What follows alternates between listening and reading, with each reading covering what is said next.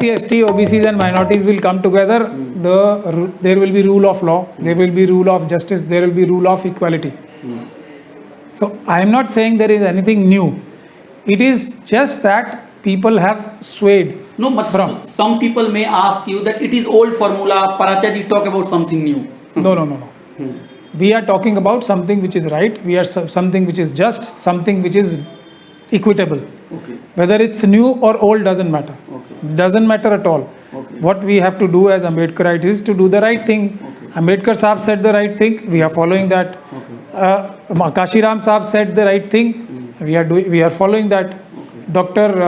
Faridi said the right thing. He was also saying these things before and during the time Kashiramji was active, Dr. Faridi was also active. So that is a formula which is the right formula. Whether it's old or new, it doesn't matter. Okay. So, but what is the problem? The problem basically is that people have swayed away, have diverted from that formula.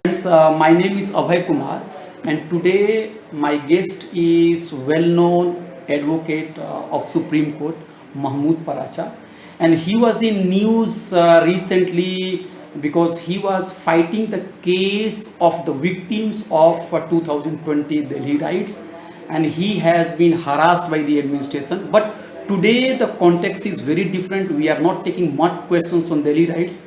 The immediate question is his association with Baba Saheb Ambedkar's organizations, Dalit Bahujan organization.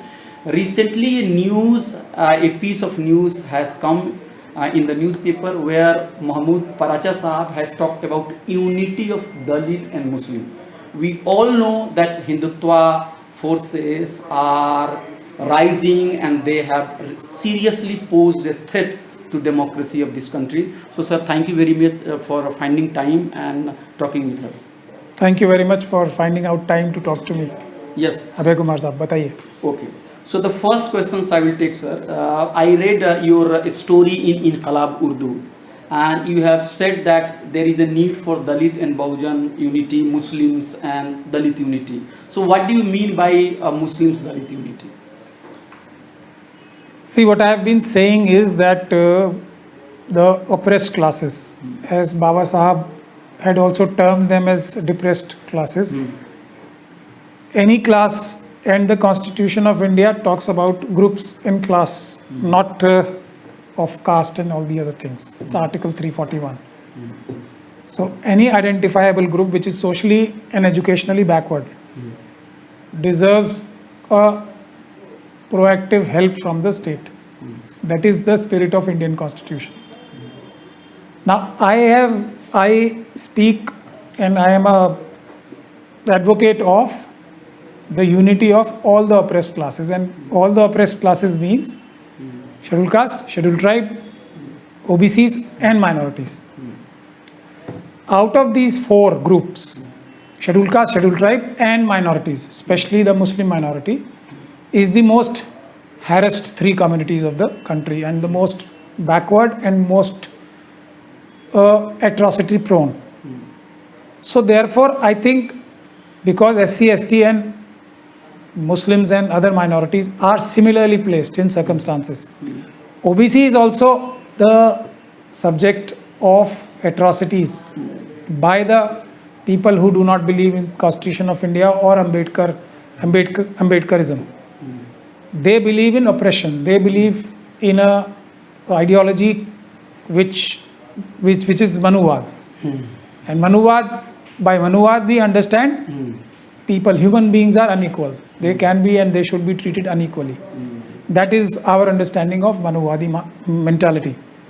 So therefore, because OBCs are not so visibly and nakedly oppressed, because they are being oppressed and they are being harmed in a different manner, in a very subtle manner, where the reservations are being taken away, where privatization is happening, where general public is also being affected, because the country is all the assets of the country are being sold out in a very big fashion for the last 7 years.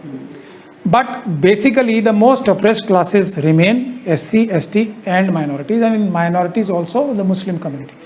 Therefore, if these three groups unite, minorities, SCs and ST, they will form the basis of a implementation of the spirit of the Constitution of India. So therefore, I am working very hard for unification and bringing them on common platform so that the most oppressed classes unite and they bring, and because their numbers are such, they can actually turn the ball rolling and we will have a political empowerment, or we can form governments on the basis of SC, STs and minorities. And obviously OBCs are our brothers and sisters. They will also benefit because right now OBCs are also getting swayed by a large population of OBC is being swayed by the Manuwadi forces of the country.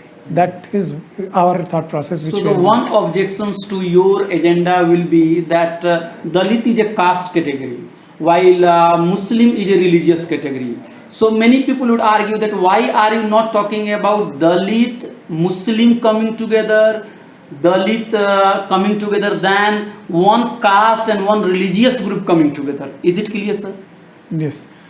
See, I would request you to read Article 341 of the Constitution. It doesn't talk of religion, it doesn't talk of caste, it talks of groups and class. So, any group can become backward, any group can be socially and educationally backward. So, that is the basic theme and spirit of the Constitution. And But some Pasmanda leader would argue that it should never be on the basis of religion. That any policies like reservations or any affirmative actions or any policies of the state cannot be based on religion. So they argue that Muslim leaders are wrong to demand reservation for Muslim as a religious community. They should ask reservation for deprived and backwards among the Muslims community. criteria which has been placed in the Constitution by Baba Sahab is socially and educationally. Okay. Whoever is. Okay. Now, these are formulas. Okay.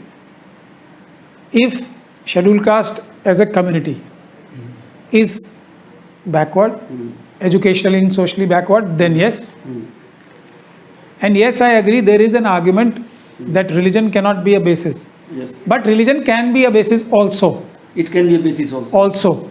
If it has to be actually dependent on the ground realities. It is not that religion cannot be a basis at all. It can be and it cannot be.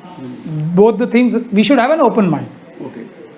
See, if we have a Ambedkarwadi and Ambedkarite government in the country, I think the basis of any Ambedkarite movement is everybody should be treated as equal. So if a government is formed and some point in future, some of the Ambedkarwadis also do discrimination against the so-called the upper caste, then they can also be termed as socially and educationally backward. But that would be talking of a way away in future, not of the today's scenario. But the basic criteria, as I say, taste of the pudding is in eating. So if any identifiable group is backward, socially and educationally, not economically, then that can get the benefit of affirmative action, that is reservation and other benefits. Okay. So you said that the Dalit, the Muslims and the backward classes should come together. But we know the experiment of Manyawar Kashiram. He had almost the same formula. It was very successful in, let's say, in late 80s, early 90s. But with the rise of Hindutva forces, we have seen that how a section of Dalits have also gone to their fold. So what is new in your agenda? What is new? Why should people, those belonging to deprived communities, should feel attracted to your agenda? That it is really going to work. There is nothing new. Truth is not a new thing. Okay. This is the hardcore truth. Okay. Whenever SC, ST, OBCs and minorities will come together, there will be rule of law, there will be rule of justice, there will be rule of equality. So I am not saying there is anything new.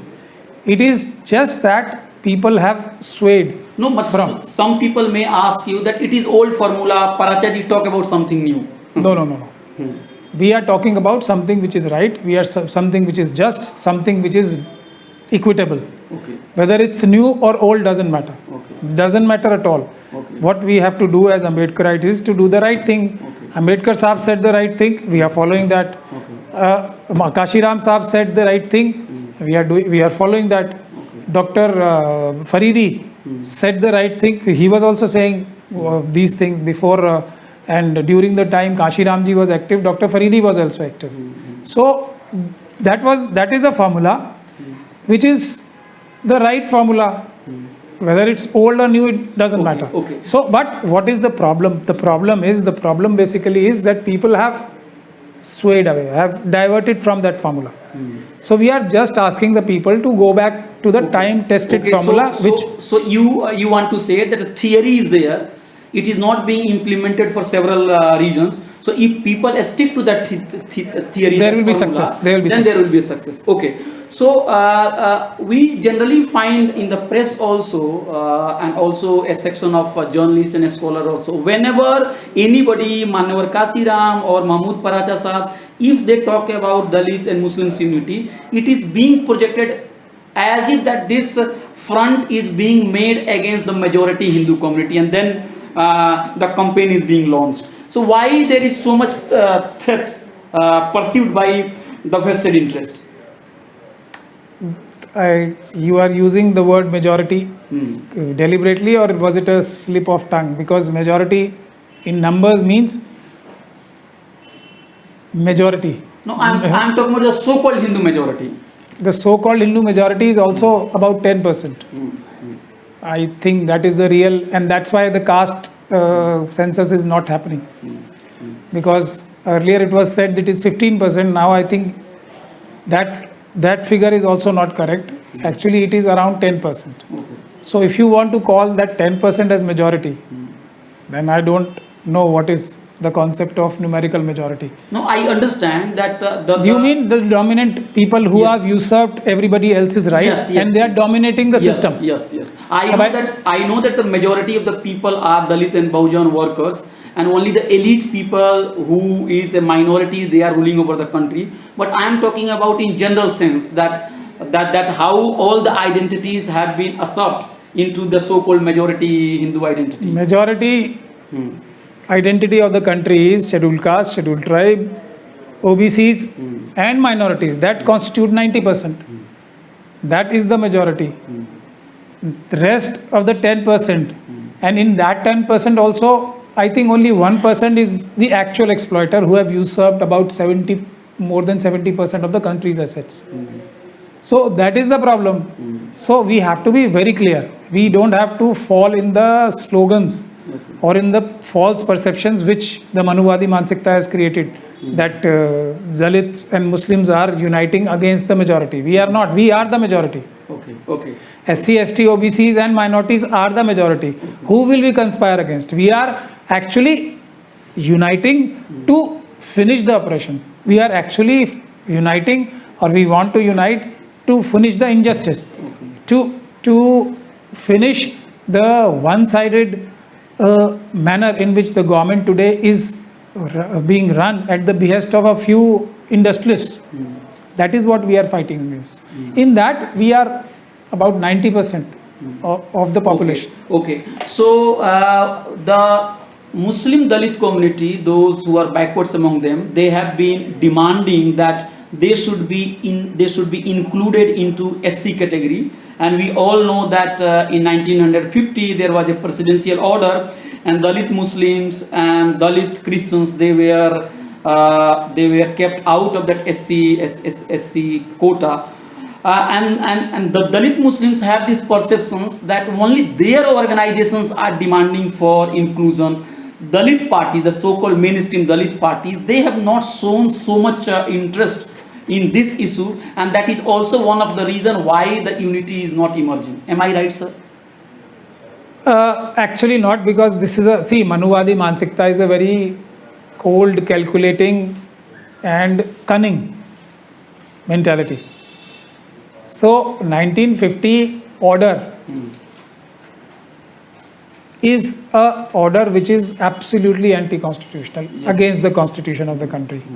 Now, this cap of 50%, which has now been flouted by the present government, because now officially the cap which the Supreme Court put of 50%, which according to me also is an unjust thing, which is anti-constitutional. That is my opinion, that is my criticism of all the Supreme Court judgments.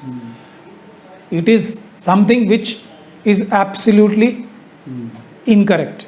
It's an incorrect judgment. I have no doubt in saying that. So both these things combined. Now, if the Muslim community asks for their backward classes, their castes, which fall under the category of scheduled caste, because the castes are same, they also do the same kind of work. There is a implicit danger in that, because the scheduled caste community will think that they are going to take away some of the seats of our 17% reservation, or STs will think that they will take away. Some are asking that the quota should be increased. So therefore the solution lies here. Solution is that 17% of the reserved quota for scheduled caste should not be touched at all. 8 to 9% quota of the scheduled tribes should not be touched at all. There should be a further reservation for Muslim castes, which are as Dalit as the Dalits of the other community.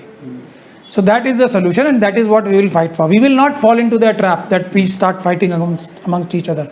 We want, yes, that 1950 presidential order, that administrative order, governmental order should go, because it is anti-constitutional. Simultaneously, there should be increase in the quota. A separate quota should be created for people who are backward in the Muslim community.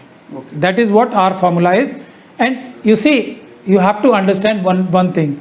There is a conspiracy already, because initially that 1950 order only was for the Hindu religion. Later on, due to some agitations, Sikh community was added and Baudh community was added. That also, in my opinion, should be over and above that 17%. Sikh communities backwards should be having reservation, but that should have been over and above 17%. Similarly, Baudh community people should also have reservation, but over and above that 17%. That is the mischief which we have to correct. So in this perspective, you should see this entire thing, not in a piecemeal manner, that the Muslims communities which are extremely backward should get reservation from within that 17%. That is not the right path to follow. Okay, so I have found a perception among a Muslims community that how could Dalit and Muslims unity can take place when a section of people from SC community, Dalit community have no problem in voting for the BJP, and only Muslims are left with carrying the so-called the burden of secularism.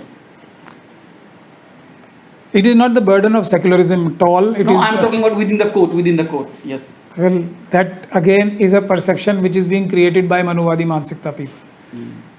The burden of opposing the Manuvadi Mansikta, the RSS mentality, what is this mentality? That human beings are not equal.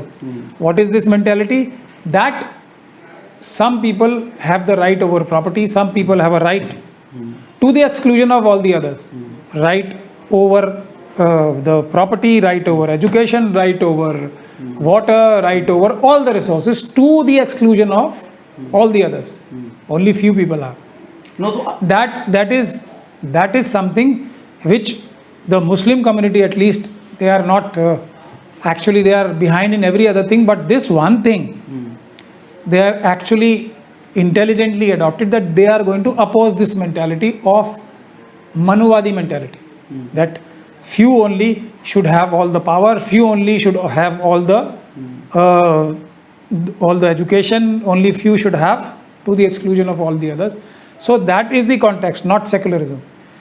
This is Muslims are in a way fighting at the forefront. No, if I put the question in this way, that Dalits, a section of Dalits have no problem in joining, let's say, or in supporting Hindutva forces, but only Muslims are left to fight for, let's say, their rights. So they somehow feel betrayed and cheated.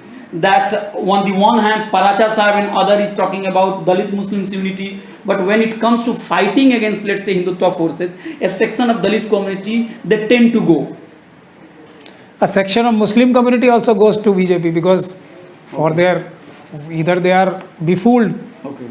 or they are trapped. Okay.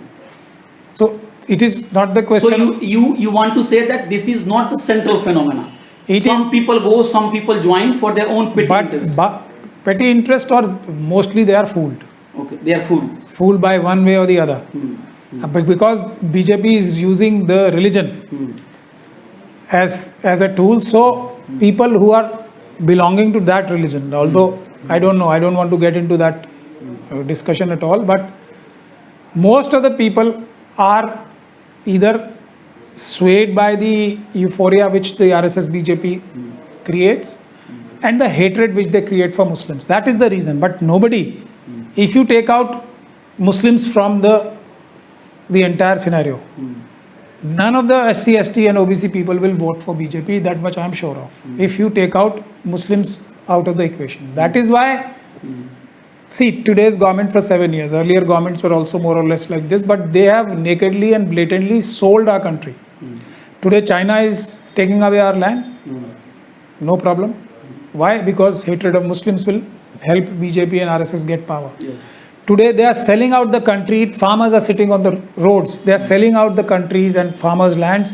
This is going to be the net result of what these 3 laws, anti-farm laws, which I call them, have been passed by the parliament. Yet no problem, because they have a weapon that they will create hatred for Muslims and win elections. Today they are selling everything. They have already sold everything. They are going to sell railways. They are already selling Air India. They are now going to even sell the routes of railways and highways, and everything will be sold. Why? They still have some power because they create a euphoria against Muslims. So they are harming the country. They are looting the country on the basis of this false narrative which they create and the hatred which they create for Muslims. So therefore, people have to realize, SC, ST, OBCs have to realize that whatever hatred they spread for Muslims, that apart, they should not vote on the basis of hatred for Muslims. Once that happens, India will be a stronger country, and that is what we are fighting. And I am glad that Muslims are fighting this battle from the forefront to save the country, not themselves. Hindutva forces have their interest in dividing the people on religious line. And you follow Ambedkar, we follow Ambedkar, and there are several parties in Uttar Pradesh also, they follow Ambedkar. But when Ambedkarite parties, when parties based on the ideology of Dalit and Bahujan, if their leaders go to, let's say, that Brahmin locality, and if they shout Jai Shri Ram, and if they try to woo the Brahmin voters, do you feel frustrated as an Ambedkarite that now they are also deviated from the right path? I mean, or is it just the electoral compulsion? Many people will justify that somehow the Brahmin community has to be roped in because alone Muslims and Dalit cannot win the election. So is it just the strategy, or is it shift in ideology also? see, we are not against anyone. We are against the Manuwadi Mansikta, Manuwadi mentality. But now, but the leaders talking about who will build the better temple, who will build the grand temple, the BJP will not be able to build it. So are you not appeasing also, let's say, the Hindutva forces? see, that is what I was Yes. going to answer. Building a mandir, building a masjid, building a gurdwara doesn't take much money. Considering the amount of money that is required, doesn't take much money. So it is not a very difficult task, is it? So it is a false bogey, 1. 2, we have not to fall in that trap. I have no problems in people belonging to communities which are other than SC, ST, OBCs and minorities joining our movement. But there is a caveat. they will not be leaders. They want to join, they can join us as workers. For so many years, 75 years and even before, we have worked as their workers. So now if they are genuinely concerned in the ideology of equality and justice, they should join under our leadership, but they should not expect that they will be given leadership posts. That there lies the catch. And if somebody is giving them leadership on the basis of our votes, then that somebody is going to be in for a very big But surprise. image is also important, sir. Image is also important. On which basis? You are not mobilizing Brahmins that we will give job, we will work for your educations, we will take care of your special requirement. You are appeasing on the basis of religion. What the BJP is doing. So that is the most something which should not be done. That is something which is basically against the Ambedkarite movement. Okay. You talk about development, you talk about equality, you talk about justice for everyone. That is what Ambedkarite movement is, not religion. Religion is something which I will practice in my own home, and everybody should practice in one's own home, not outside. Outside it is governance, outside it is equality, outside it is justice we should fight for. So you have said, if I repeat it, that appeasing a particular section on religious line is not justified. It is against Ambedkarite movement. Any party in the name of Ambedkar does it, that party is against the ideology of That Ambedkar. basic ideology, and that party is going to be feeling cheated very soon, whoever that party may be. Okay. Because they will be duped, they will be fooled, they are in for a big surprise. I Okay. would say. So one questions I will take on Muslims, religious and social organizations. You have been Ambedkarite, you have been very vocal, and on your Twitter also you have said that I am just advocate, because of your identity you will not reach high. So there is a perception of lower caste Muslims that the Muslim religious and social organizations, which are never tired of talking about secularism and minority rights, but they have been primarily organizations of male upper caste. So will you share that perceptions of the lower caste Muslim? That majority of the organizations run by Muslims are also not giving justice to lower caste Muslim, not giving enough representations to them. Is it correct? Yes, I think this perception has a logic. This perception has actually, it is there in the society, and that cannot be denied. Anybody who denies that with a straight face is not telling the truth. That thing of inequality has crept in the religion of Islam also, which firstly and lastly talks about equality and justice. So it is an anti-Islam activity which is happening, and I would not condone it. It's unpardonable. So you accept Yes. You accept it, Yes. and you accept that there is also a caste phenomenon among Muslims community or caste-like feature. That is what I'm saying. That is creeping in, and that is actually harming the Muslim community more than anything else. One. Two, you've talked about my Twitter handle. So I am not saying that because of my name or caste I will not reach that height. I am not saying that.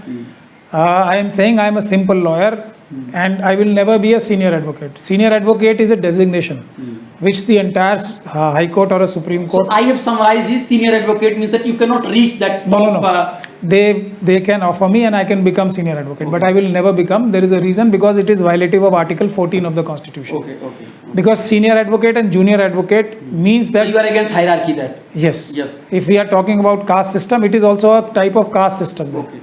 That this is a senior advocate who has to be respected by the judges more But sir, than other. it is linked to what I have said earlier, that the hierarchy is created at the court that works against those who come from not privileged background. No, yeah, that you can say. Yes.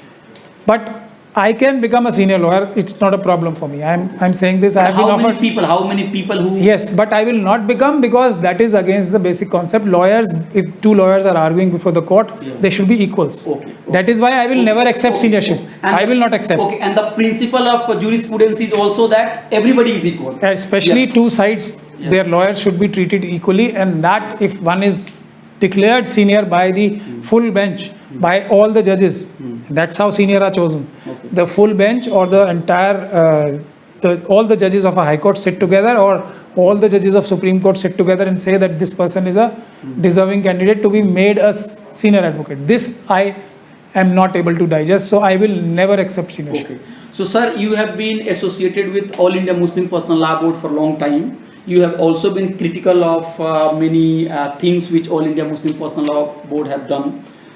Uniform Civil Court, you are a lawyer, and now the court, Delhi High Court, has said that the government should go for Uniform Civil Court.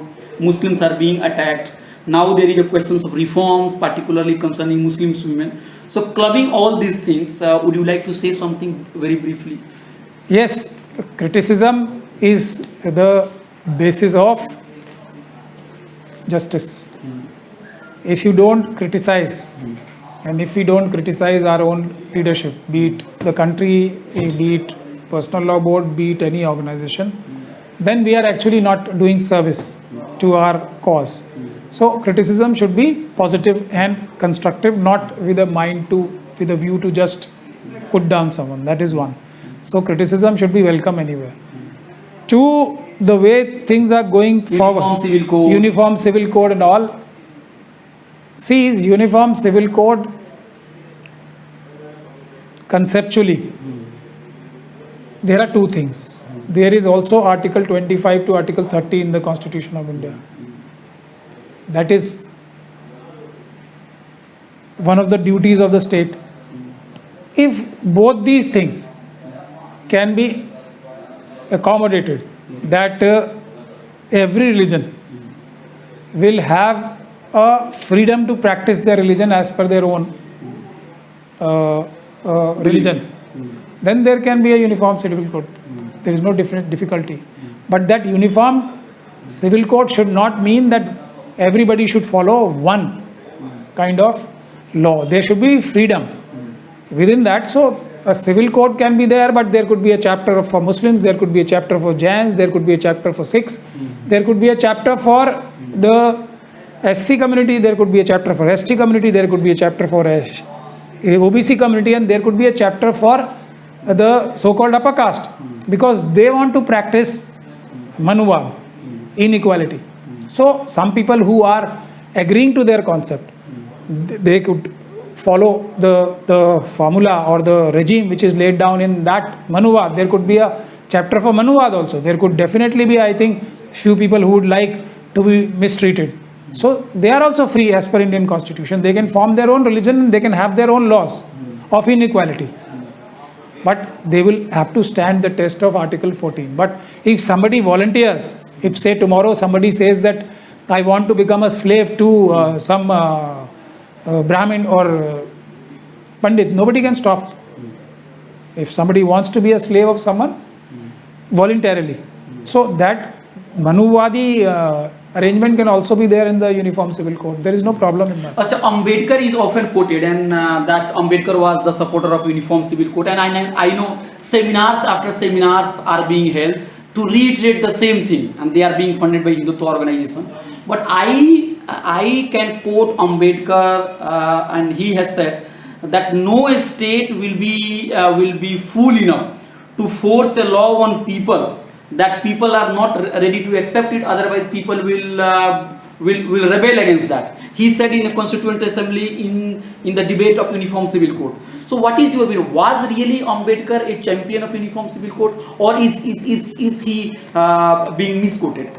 He is being hugely misquoted. Okay. So if you like to clarify, yes. See, Ambedkar Sahab was, when Uniform Civil Code was talked about, what was most important was to grant rights to the women of a religion which was Hinduism.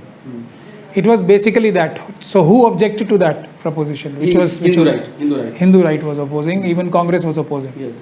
Rajendra Prasad. So therefore that was the root cause, because Ambedkar Sahab is seen as a champion of SC/ST community and minorities, but he was a champion of women community also. Yes. He was the biggest champion And for he the said right. that this is his last attempt to reform Hindu society, and he has. So he was talking about Hindu society because Hindu society was not giving the rights to the women. It was in that context the entire narrative was, and no other context. If a religion, So you want to say that even if Ambedkar's position in support of uniform civil code is found somewhere, it was in the context of reforms concerning Hindu women. Hindu women, only that. Okay. Plus, see, if a particular community has this, then why did he keep 25 to 30 in the constitution? If he was saying that everybody should come under one. So, see, religion, when it is personal, that is why personal law board calls personal laws. Yes. So, if there are personal laws which are accepted by a community by and large, as I am saying once again, if there is a group of people who says that we want to follow Manusmriti, they can follow within their own personal lives, not in public life, not in administration of It justice. will be run by constitution of the country. Yes, there, if some women says that I want to be subservient to my husband, I don't want any right, then that is a religion which can be practiced under Article 25 to 30. But it has to be voluntarily. If it is not voluntary, then the criminal laws are there. Like for example, even for a Muslim, there is a lot of debate about Muslims, women not being treated well, which is an absolute myth.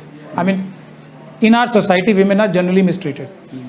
So in that context, Muslim women are also mistreated.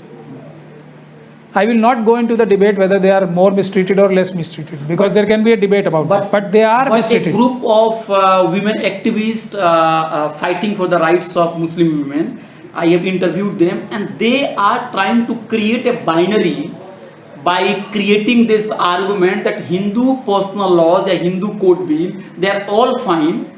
On the other hand, the Muslim personal laws have problem. You are a lawyer, so will you compare how Hindu personal laws and Muslim personal laws are different, or is this argument correct that Hindu code bill is perfect? Am I right? This argument is absurd argument. No community in our country, and for that matter rest of the world, treats women equally. And the biggest example is the religion of Islam. Religion of Islam gives the maximum right to women, Yes. and in practice you see what is happening. Yes. So if you are not even following the dictates of your own religion, which is a very codified religion, then you can see that it is a male dominated world which goes even against the dictates of Quran and mistreats women. So that is the reality. And in the Hindu religion, in the Manuvadi religion, I would say, not Hindu religion, in the Manusmriti, the women are treated badly in the concept only. And I remember Ambedkar's one paper, The Rise and Fall of the Hindu Women, where he was talking about that women in the ancient time they had more rights. So but with the introduction of Manusmriti, their position came down. Yes. So that is the real cause. So what I am saying is that therefore I was taking the example of Muslim women. If a Muslim woman is mistreated, there are criminal laws. There is protection from domestic violence. There is 498A. There is 125 CRPC. If a Muslim woman is being mistreated, she can go to the criminal side of law and get justice. But if criminality is not there, and if there is the system in the religion, inside the religion, is suiting both men and women, then there should be no interference. If there is a discrimination, there is a criminality involved, then obviously there is criminal law. That is the system which our country is following, and that is a perfect system. So if you want to interfere in the religion, that means you are trying to create mischief. Till 2006, there was no property right to Hindu women. How do you explain this? Till till the time of Indian constitution coming into force, there was no power for a scheduled caste person to own land. How do you explain this? That is a criminal act. So therefore, there the country or the state has to interfere, not in the personal affairs. How I perform my marriage, how I offer my prayers, how I have the relationship with my wife, unless I am committing a crime on her, is internal system of every religion, which should be left free to that religion and to that community.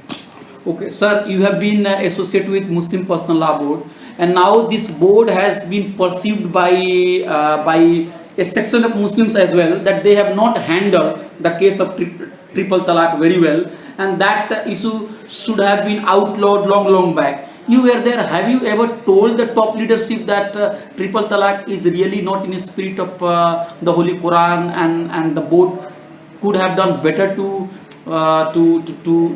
outlaw it, and the board, by not doing so, has created a space for the Hindutva forces to come and then monopolize this issue and then to portray Muslim communities as demon? See, triple talaq is also a very extremely misunderstood subject. I'm glad that you've asked me this. Triple talaq per se, instant talaq per se, is conceptually not bad. It's a thing which the world over people are now adopting. Okay. What is the devil? The devil in this entire system is that the women in the domestic relationship do not get the financial power. Are you getting my point? Would any woman want to live with a person who's wanting to give him triple talaq? Would any woman? Why women want to live with that person? And that is happening in every other religion also, because of the financial dependence. If you formulate a method that the moment a person unjustly give divorce to a woman, then half of his assets would be women's. That is the real solution, and I think this triple talaq bill has not helped at all, unless, and the situation is even worse. Bigamy, there are data to show that the Muslims are as a community have least number of 1974 data. Yes, so that is what I am saying, that the problem is not solved, but a political benefit has been taken. Now, do you think Muslim women are not suffering because the triple talaq law has come? The same Muslim women sat on dharnas against this government. If Modiji's triple talaq, they should not be protesting like they did in Chainba, because that was an attack on the Muslim women, that you are taking away their citizenship. So it is only a message which they want to demonize once again Muslims, to consolidate votes, to create hatred, as I said in the beginning only. Their only intention was to create a demon out of Muslim religion. They had no intention of giving anything to Muslim women, which has become absolutely clear now. Nothing. Rather, they want to take everything from everyone. So that was their intention, and that there was one more intention of theirs, because there is a lot of bungling in EVMs. So they wanted to justify, if there are votes which have been polled from the Muslim areas, they wanted to, and of course, a lot of these votes will be because of the fudging of EVMs. So they would say that even Muslim women have voted for us. Okay. No, so that these are the two agenda things. was there, that Muslims men are not voting, but Muslims women, Because of the triple talaq. Triple talaq. Sir, I have asked some scholars also, and they have said that the failure of All India Muslim Personal Law Board is that the board has not been able to codify Muslim personal laws. How far it is correct? How far it is correct? As a lawyer, is this a very serious issue? Yes, it is a very serious issue. I think Muslim Personal Law Board's first and foremost responsibility should be to implement, to give a method, to give a regime to the Muslims in the country in the true spirit of Islam. That is their duty. That is our duty, I think. And that will be, and make people follow the true sense of the religion, true meaning of. So what are the hurdles in the path of codifying unified laws? There is no, for Muslims, Muslim personal law board has no hurdles. The burdens are self-created, if there are any. What is it, sir? I mean, nobody is stopping them from having these reforms, which are not reforms in Islam, because these rights were given by the religion itself. So we are not reforming anything. Okay.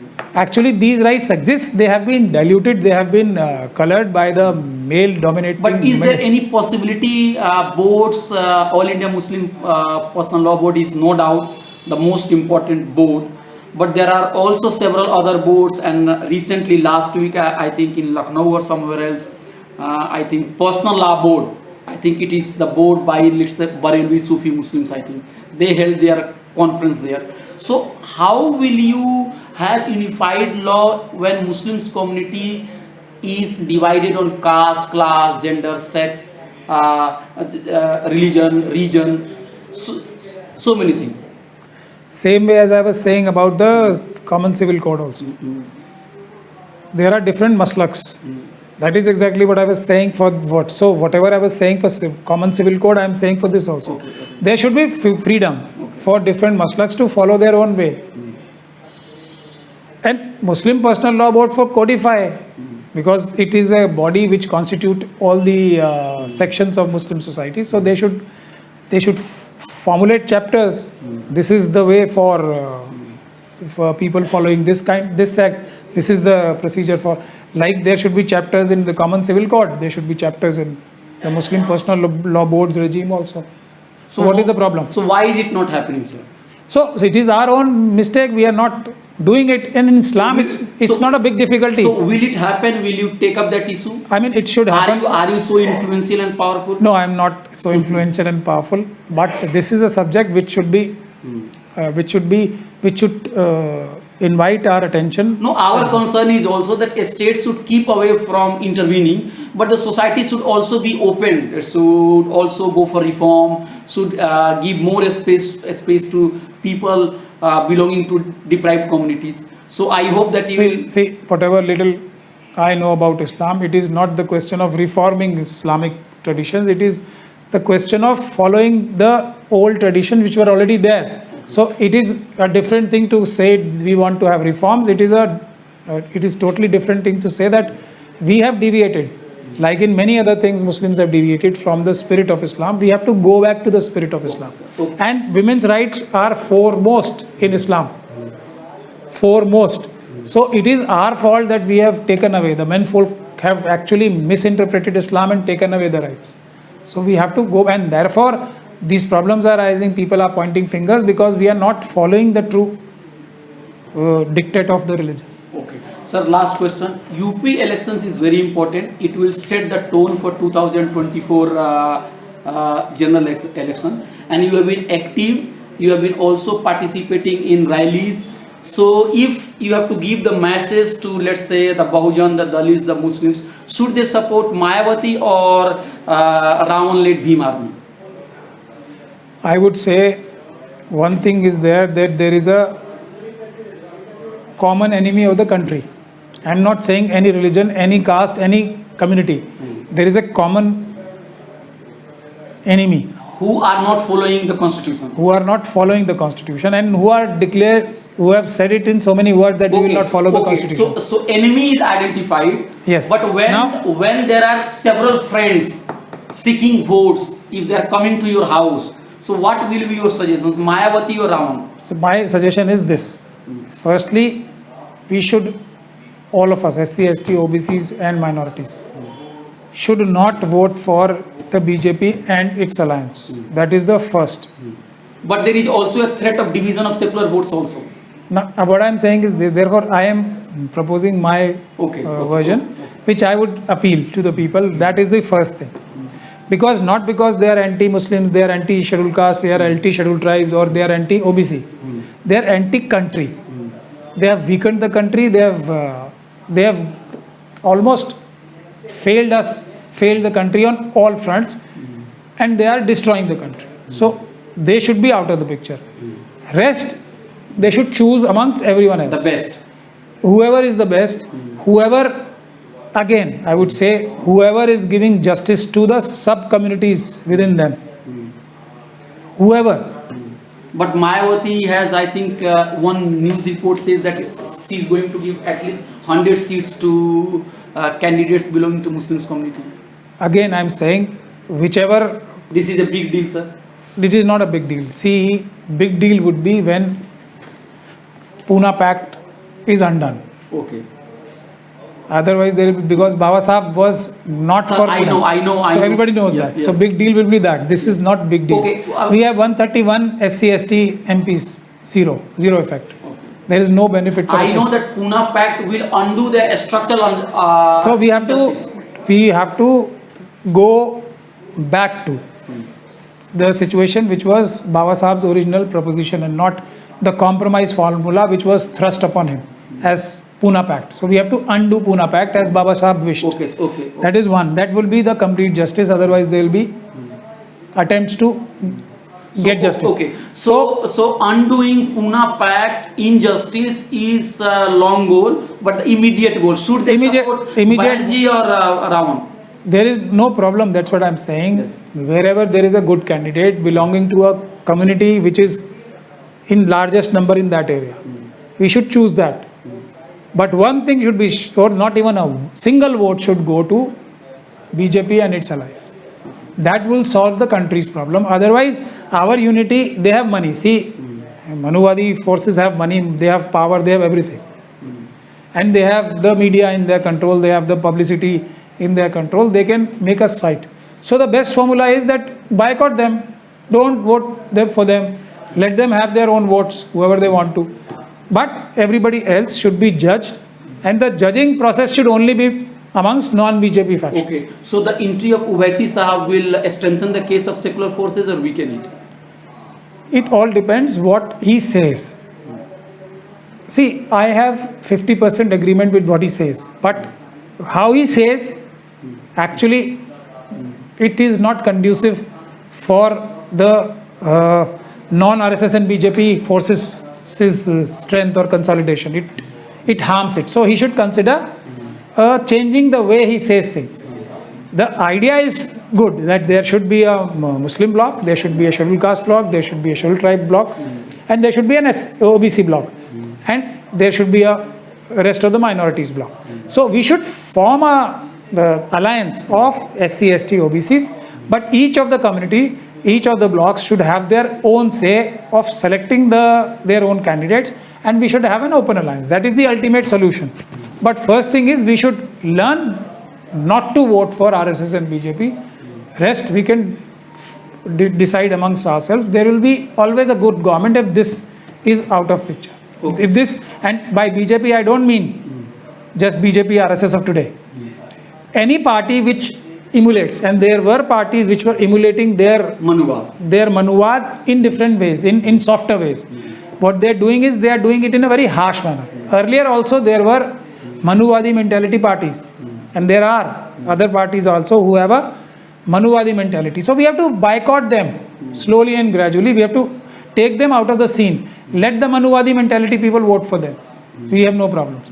But we should not vote for them. That is the real solution. Okay, sir. So what I have learned during this 1 hour conversation with you, that the Dalit community, the Muslims community, and all deprived community, OBC, should come together. They should fight against, let's say, the Manuwadi forces, the Hindutva forces, and they should also be careful about where and whom to vote. That will be determined by Locally. factors, the local factor. Sir, Mahmood Paracha sir, the advocate of the Supreme Court sir, you have spoken and you have expressed your view. Thank you very much, sir. Thank you very much for speaking.